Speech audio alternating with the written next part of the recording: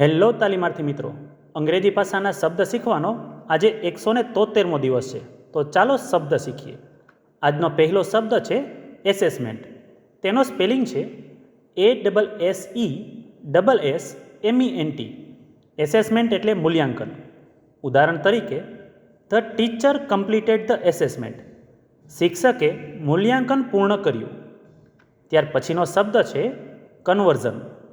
તેનો સ્પેલિંગ છે CONVERSION.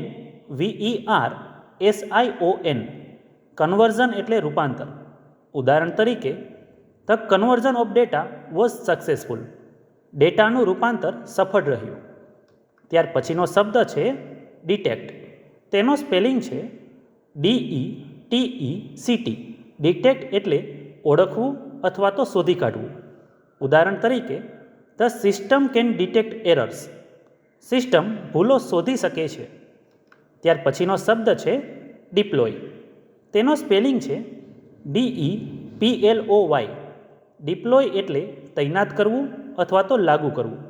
ઉદાહરણ તરીકે, the company will deploy new software.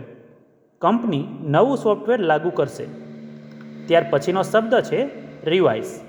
તેનો સ્પેલિંગ છે REVISE. રિવાઇઝ એટલે સુધારવું અથવા તો પુનરાવર્તન કરવું. ઉદાહરણ તરીકે, student should revise before exams.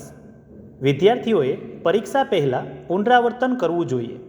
તો મિત્રો, આજે શીખેલા 5 શબ્દો આ રીતે હતા. એસેસમેન્ટ એટલે મૂલ્યાંકન, કન્વર્ઝન એટલે રૂપાંતર, ડિટેક્ટ એટલે શોધી કાઢવું, ડિપ્લોય એટલે તૈનાત કરવું અને રિવાઇઝ એટલે સુધારવું.